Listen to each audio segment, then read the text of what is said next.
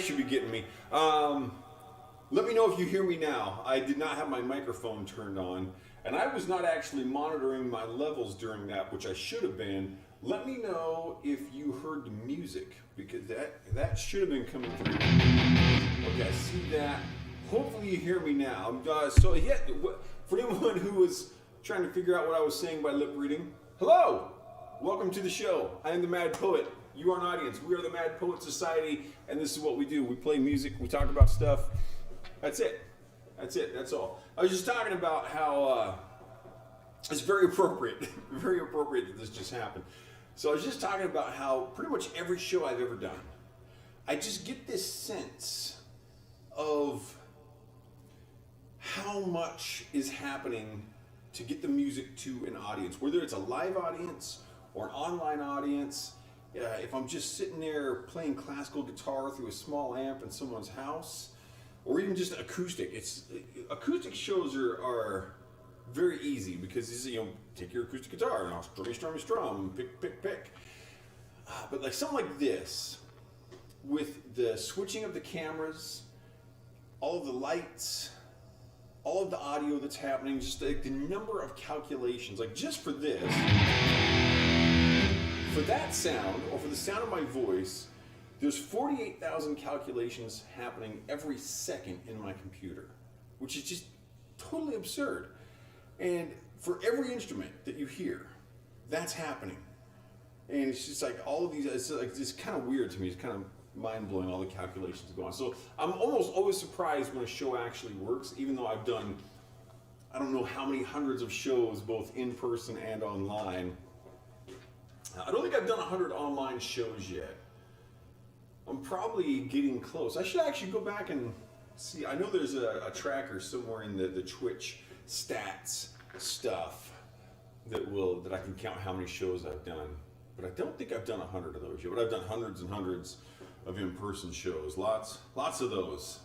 And now it's pretty much all online. So here we go. Anyway, Zena, welcome. Anyone else who is watching, listening to, or smelling the show, thank you very much for coming in. It's great to be here.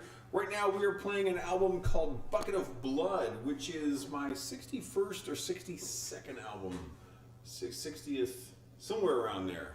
59th, I don't know. I'm not sure where this one falls. Doesn't matter. It's one of my albums. It's got music on it. I play guitar. Let's do some more of that. This next song is called Rest for the Wicked.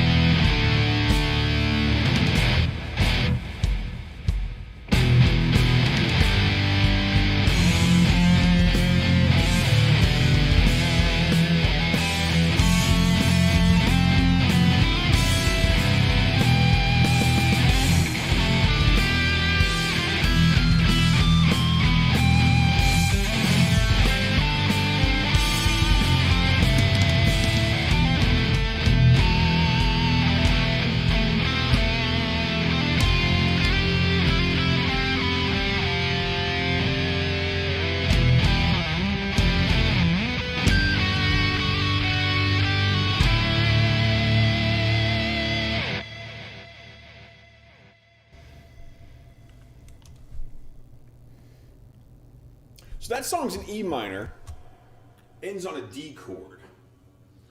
And so I kind of like leave this song hanging kind of thing from a music theory perspective. It kind of works because of the particular D chord that's being played, but in this case, I know this is what like goes through my head when I'm playing. I'm like, oh, I'm on a D chord, but I'm hitting an E note. So like, okay, so we got like a D add 9 here, or does this make it more like an E chord with like a 7 add 11 without the third? I'm always like thinking like this music theory stuff in my head, and I just absolutely love it. I'm like this really weird little guy. Well, I'm 6 feet tall, 5'11", 3/4. I'm 6 feet tall. I'm this weird little guy. Most people, when they're studying music, they think that scales are like this real grind or like this real terrible thing to study. And I just, when Kevin introduced me to scales and modes, I just absolutely fell in love with it. And I'm like, this is the greatest thing ever. And that was like years ago. I was like literally over 30 years ago that Kevin introduced me to that stuff. And I still just I'll just sit here and just like play scales for like 2 or 3 hours and like hardly even notice the time has gone by. So I don't understand what it is that's different in my brain that I actually enjoy studying scales. I think it's just like one of the greatest. I'll sit here and play scales and just be like having an absolute blast, and people would be like, how can you not be bored out of your brain hole? And I'm like, how can you not fall in love with this? This is amazing. So kind of weird that way. And so this next song called The Long Way Home. And this is one where I do a little bit of scale manipulation. I'm using some of the sharp 7 out of the minor scale. We're in E minor on this one. And yeah, it's kind of got a very cool first riff.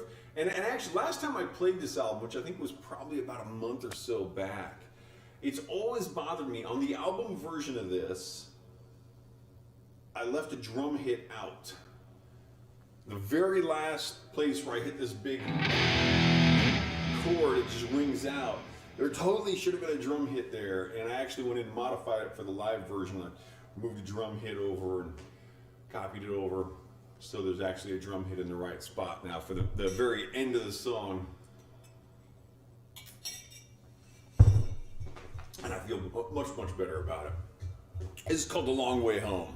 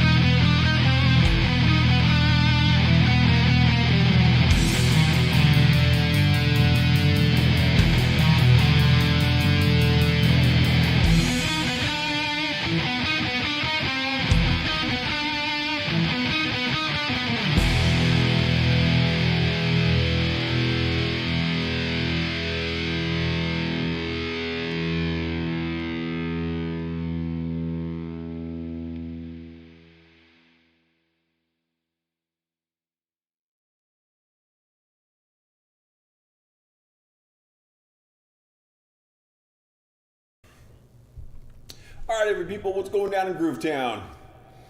Where are we at here? What's going on? Oh, limited visibility is coming up next. Do I got audio? I got audio. Good. Stephen Paris.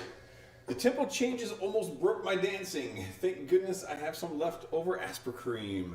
Stephen, thank you very much for coming in and watching the show today. Great to have you here as per always. Hope you're doing well, my friend. For those who may be wondering, Stephen Paris and I have a very long-standing relationship. He was the director of music while I was incarcerated at the St. Axel Center for the Criminally Retarded, and is responsible for the man I've become today. Thank you, Stephen. Thank you. Also known as Father Victor Pickles of Sandwich, and a very close friend, in fact. Hope everyone is doing great out there, no matter where you're tuning in from, no matter what you're doing, if you're watching, if you're listening, if you're smelling the show. Thank you very much for coming in. For those who may be coming in late, I am the Mad Poet. You are an audience. We are the Mad Poet Society, and this is what we do. Right now we're playing an album of mine called Bucket of Blood. And you know, sometimes it's just good to have a bucket of blood around in case you need it, because sometimes these things come up. So there you go. And fun fact, this will not give away where I live, but the cover image for Bucket of Blood was taken right out in my backyard. That is my actual garage door that the bucket is sitting in front of. And for those very concerned about where I got it, no, it is not real blood. And in fact, the bucket was not actually full. I took a plate and I set right at the, because I'm making all this fake blood to make this picture, right? And I'm like, oh man, it takes a lot of blood to fill up a bucket. So I took a plate and I set it right on, so like an inch down from the top of the thing, and put a towel around it to kind of seal it up. So there's only like an inch of blood on there. Emergency blood. Xena gets it. Sometimes you just need some emergency blood. Who doesn't? We're going to slow it down a little bit here. This is kind of a fun little piece. Got some clean tone guitars going in the background. This is called Limited Visibility.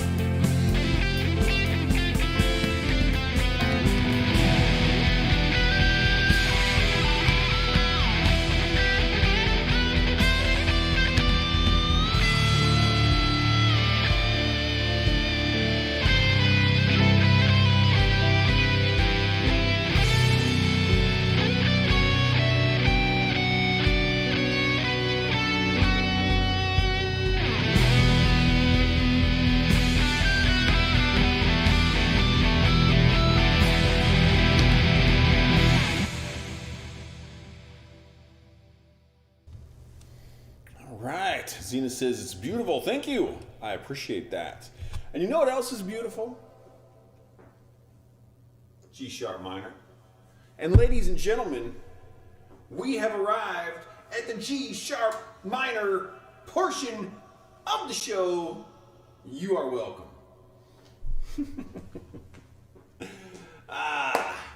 This next song in G sharp minor. We actually got 2 G sharp minor songs on this show, back to back. So we got just a big G sharp minor portion coming up. The next one's a nice upbeat piece. It's called We Have a Situation Here.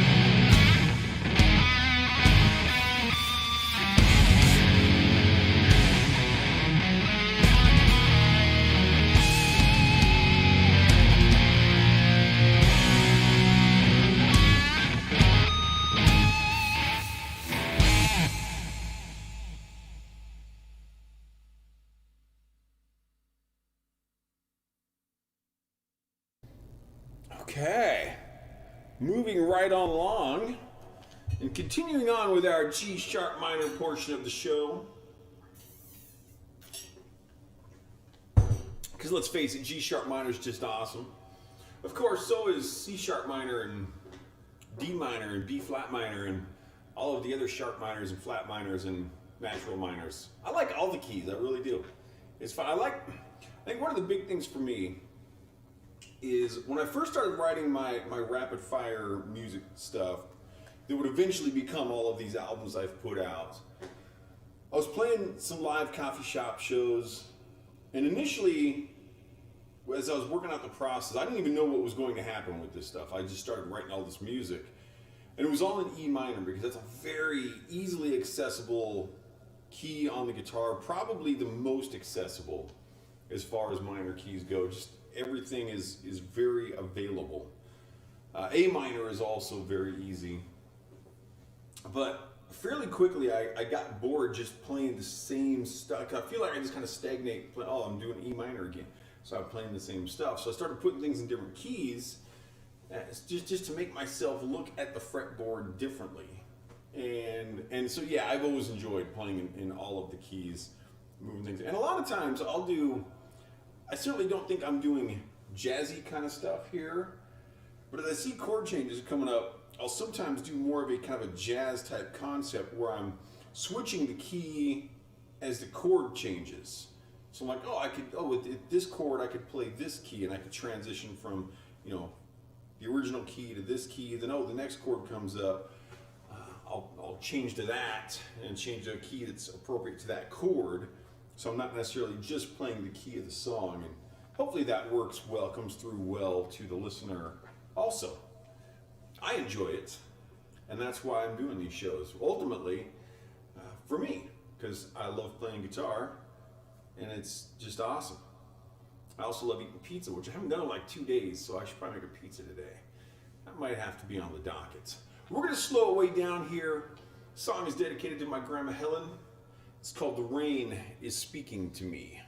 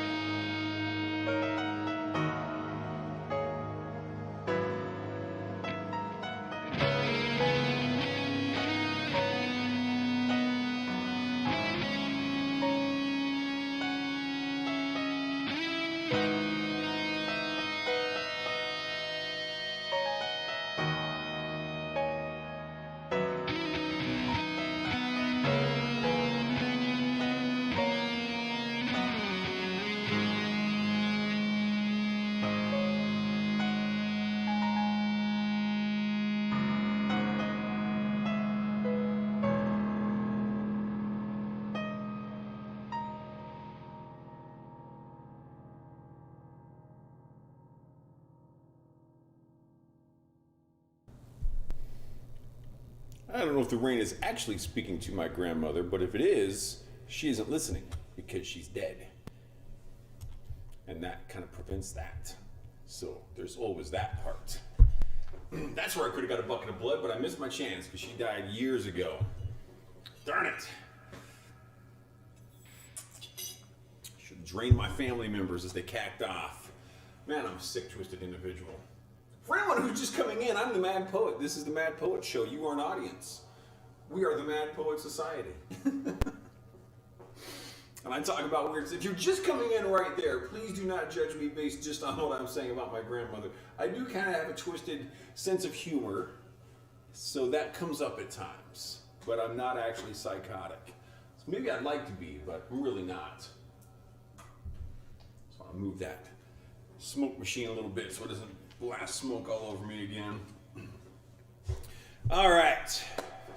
So now we're gonna change keys just very slightly. We're gonna take one of our, and yes, I am definitely silly, Xena Queen. We're gonna take one of those sharps off of the G sharp minor, turn it into a C sharp minor. Another one of the keys I like because, as I explained, I like all of them. Now, some people would say there's 12 keys, some would say there's 15, some would say there's 30. It doesn't really matter. There's a lot of different ways of looking at how. One of the things that I struggle with when people start talking music theory, and they're like, it's this way. It's like, there's probably going to be more than one explanation for what's going on there. Because really, just music theory, people think of music theory as a set of rules. It's really a set of explanations. It's not rules. You don't have to do what music theory says. There are no music... I was about to say there's no music theory police. There are some people who think that they are music theory police. And those people you should stay away from. There should not be any music theory police because they're not rules. So, there you go. Sometimes in the study of things, we act as though things are rules so we can figure things out.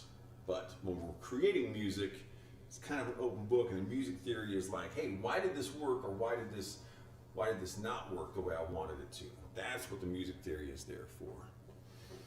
Anyway, we're getting into some C sharp minor, which is going to be awesome. Picking it up in pace a bit here. This song is called Reintegrating Our Shadows.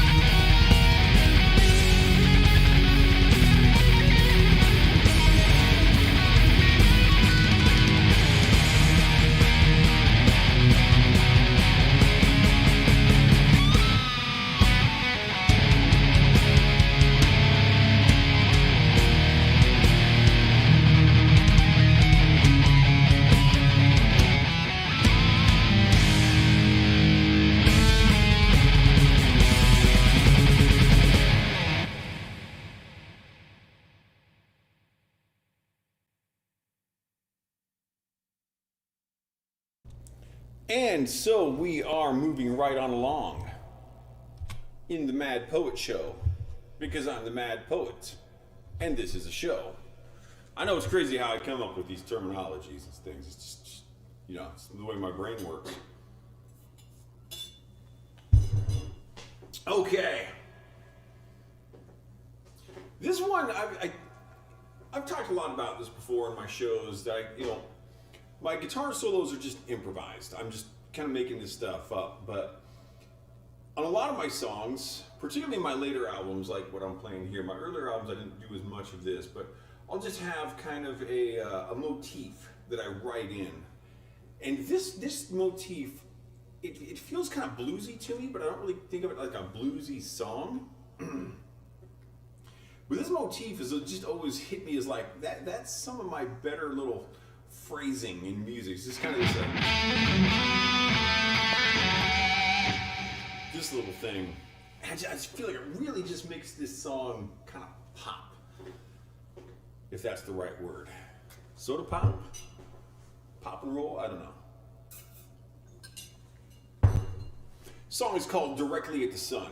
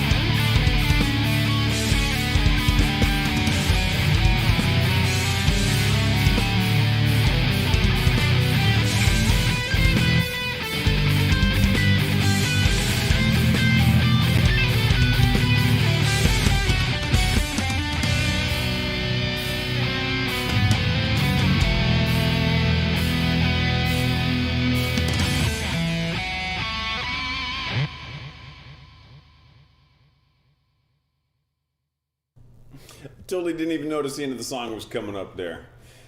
All right, let's do a little poetry. A little Mad Poet poetry here. Let me open up my little poetry folder. Where do we go here? Desktop.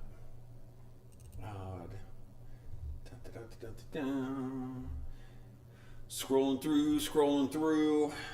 Poetry page. Let's find something to read here. Colors is massively long. I'm not going to do that. That's a fun one, though.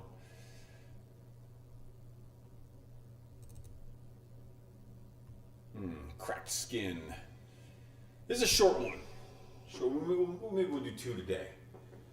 Cracked skin, fiery skulls, the blistered hands shook, splitting my lips. Intellect rips, and I laugh as the end beckons. Fun fact, and I laugh, the line out of this poem, is also the reason I have a song called And I Laugh, which I think I played like last week. And I was playing it, I was thinking like, this comes from one of my poems. I know this comes from one of my poems, but I couldn't place which one it actually was. So I just found it. Hey, Renee's here. I'm glad you made it, Renee. We're going to be doing Ascension of the Angel's Carcass in 2 more songs, I believe. So I'm glad you made it in here. And thank you. I'm glad it sounds great as well. Let's do one more since that's kind of a short... Okay, so this here is a song that I have actually sung live, which is rare. I don't do a lot of singing. And I wrote this as a song. So there was a guy I used to work with. I worked in casinos locally in Washington State for about 6 or 7 years, and I absolutely hate casinos and everything about them, largely as a result of having worked in them so much. I think casinos just absolutely suck, and you will pretty much never find me in one. Certainly not find me in one gambling. So anyway, one of my co-workers, really cool guy, wanted to record a blues album. He said, it's kind of my life dream to record a blues album. I've got these lyrics, but I need someone who can play guitar, and I need a place to record. And I'm like, I can do those things. And like musicians everywhere, he never showed up. I want to say I scheduled like 3 sessions with this dude, and not once did he even show up. And I'm like, oh, you are such musician material. It was really bad. I think he would have been. I think his voice would have been fantastic for doing it. So anyway, during one of these sessions that he didn't show up for, I'm like, I'm gonna write a blues song. And so these are the lyrics I came up with. Just a guitar in my hand. Just a guitar and the blues. Got no woman, got no friend. I'll be in hell in the end. Lonely guitar, lonely man. Got no money, got no news. Just a guitar and the blues. I got 6 strings and my shoes. I keep on walking, lonely fool. And one of the things I find humorous about that is it just completely does not apply to any aspect of my life. I don't have just a guitar, I also have pizza. The whole got no woman, got no friend line really isn't accurate. I am in fact married to a great gal, and I do have friends. The hell line, if I'm wrong about the whole religion thing, I will end up in hell in the end. So that part could be true. And I'm really not a lonely dude, so... The got no news line is true because I don't pay any attention to world events. Got no money, I am an artist. I won't say I got no money, but I'm not exactly living the starving artist lifestyle, but I would be if I didn't have a woman in my life. Or roommates. Before Sarah, there were roommates, so. Nonetheless, there's some truth and some falsity in that song as it relates to my... But you don't really write songs necessarily. I think there is an autobiographical quality when you write any kind of a story, even if that story isn't a script or a song or a poem or a book or whatever. But we embellish a lot. So I'm glad you like that, Renee. That's a fun one. I feel like that, and when I sing that, I did it on just slide blues, and I have started writing some music for it, so that it'll have a little more structure. I just kind of improvised the guitar stuff that time that I did it. And I think I recorded a version of that once. Of course, I never released that. I just played it for a person that wanted me to potentially do a show. But very likely, if I start singing on stream, that will be the first song that I actually sing on stream. That, because it's short, and I can kind of, because I will definitely be on edge when I sing for the first time on stream. If, I'm gonna give that an if. Not when, if I sing on stream. So this next song, actually, wait, this album has 11 songs, so we're 3 songs away from Ascension, Renee. This song, you kind of got to decide if you're going to pay attention to the actual title or if you're going to be a little rebel. And I won't be totally offended if you decide to pay attention to the title and do what it says, because this song, there's this opening riff, my little motif here. I screw this up, I think, better than any other motif that I play on all of my songs. And it's not hard. I don't know what it is about this little, it's right, the first thing you hear is like, I'm probably gonna screw it up. And now, of course, I'm putting it in my head now. I'm totally doing the wrong thing. Being like, I'm gonna screw this up, everybody. Totally the wrong way to comport myself. Totally the wrong way to go about things as a performer. But it's fun to talk about, and I don't mind embarrassing myself. I think that living right on the edge of embarrassment is not a bad place to be. If I know something's going to be overly embarrassing, I won't do it.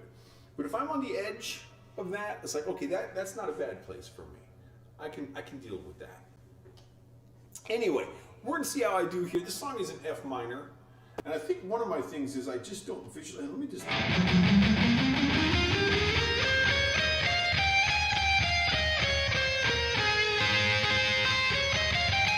Getting that in my head might help. F minor, 142 beats a minute. This song is called Do Not Listen to This Song.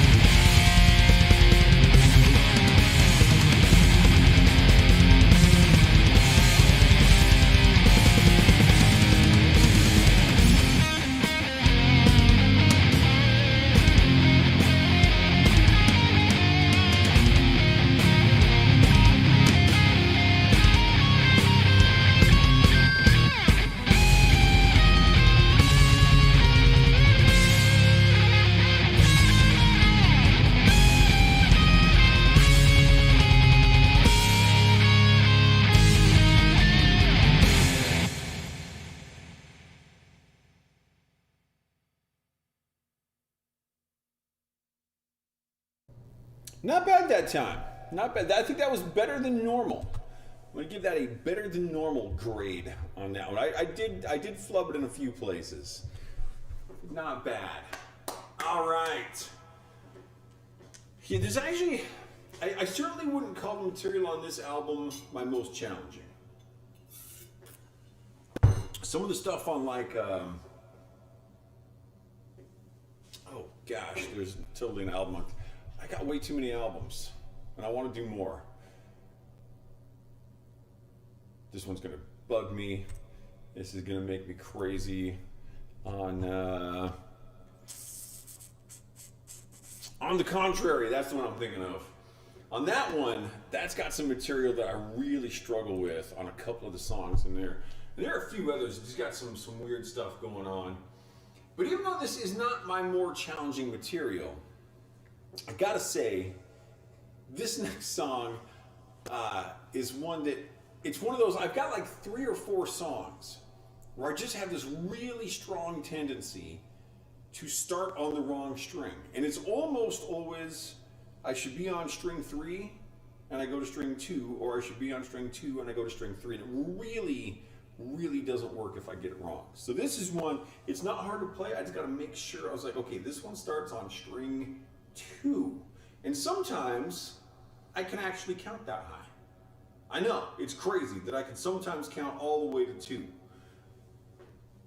Yeah. So, string 2. That's this many approximately, or thereabouts. So, let's see if I can handle that.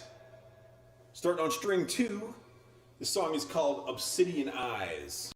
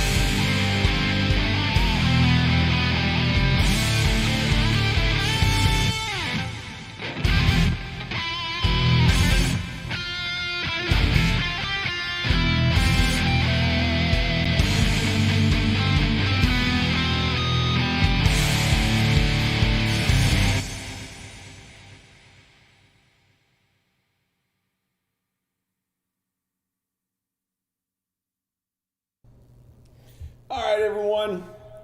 We are moving in on the last song of the show today. I do intend to get back to doing 2 albums per show. There's a bit of a struggle for me with switching from one album to the other the way I'm set up, and I'm trying to work that out so it's smoother. I know it doesn't go poorly, but it doesn't go as well as I would like it to. So there's some things I would like to be able to do with the old switcheroo, as we call it in the industry, that aren't working quite the way I want them to. So I do intend to get back to that, and hopefully I'll work that out. I've put some information together I'm gonna throw up on a forum that I might be able to get some help with. It's kind of a complex, weird thing that goes on in my recording program that if I could find a workaround for that, it would just be like this almost unnoticeable switch over. And that would be awesome, because I really like my shows to just flow smoothly. Nonetheless, we're moving on to the last song of the afternoon show. I'm going to be back at 8 o'clock Pacific time to do another album. I think I'm probably going to do The Patron Saint of Murderers tonight. I haven't played that one in a while. Kind of feeling kind of murdery today, so maybe that'll be the way we go about it. And for those who may be just coming in late, I am the Mad Poet. You are an audience. We are the Mad Poet Society. This is what we do. We play music. We talk about stuff. And we're glad to have you here. Wherever you're tuning in from, I'm streaming to 12 different websites. And I hope you're enjoying it.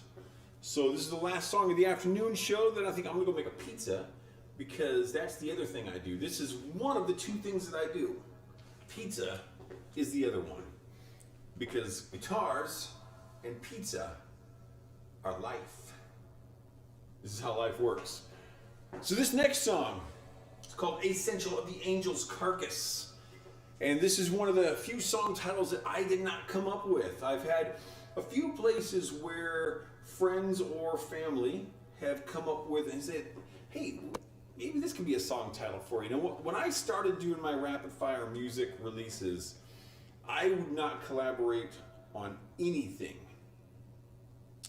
I had people offer me like, hey, I got this photograph maybe you could use for an album cover. I was like, nope, not interested. I did everything. And I've relented on only a couple of small ways. One was song titles. And I believe that my daughter was the first one to come up with a song title. And she's like, hey, could you use this as a song title? I'm like, yeah, that's good. She's also come up with totally awesome song titles, so I will give her that. And Ascension of the Angel's Carcass is freaking awesome for a song title. And the other thing I have relented on, I am actually, there's still some things I want to work on my 65th album before I release it, because I'm just taking my time apparently. Whatever. Once I start releasing albums again, I do intend to do an album that is almost entirely piano based. So much like what we heard with The Rain is Speaking to Me earlier today. Just, this very light piano work and these light guitar solos over. I do want to do a full album of that kind of thing. And on that, I have agreed to do a collaborative work where someone else, a very close friend of mine, and this is a very special case, she has written a song for that album, and it is a weird song, and it's awesome. And it not only will be somewhat piano based, it also requires me to play a banjo.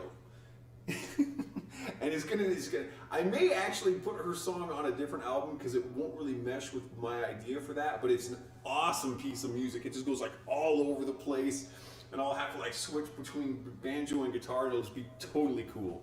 So that's something I tell people when I talk about. I'm like, don't think that means I do collaborations now, because that one is a very special case. But I don't know when that's going to happen. Nonetheless, last song of the afternoon, Ascension of the Angel's Carcass, rocking it. Thank you very much for being here. We will say our goodbyes in, 5 to 7 minutes. I'm not sure how long this song is. Let's find out. 22 after. Go!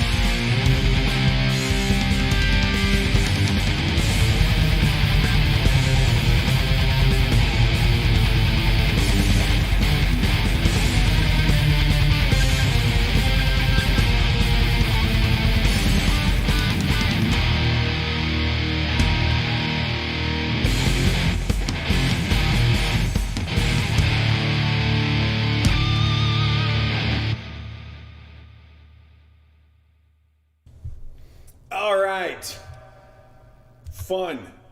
Man, I like doing this. So it was about 6.5 minutes. Boom! All right, that is the end of the show for the day. Thank you very much for being here. I had a great time. I hope you had a great time as well. I'm gonna go make some pizza because that's just something that has to happen. It has to happen. It's in the Bible. It's in the Constitution. Randy's got to go make a pizza. It's the way things are. If anyone happens to be coming in a little on the late side, we're about to sign off. Thank you very much for coming in. I am the Mad Poet. You are an audience. We are the Mad Poet Society. I'm going to be back at 8 o'clock Pacific time tonight doing The Patron Saint of Murderers, my 55th album. And I hope to see you there. I'm out, and I will see you on the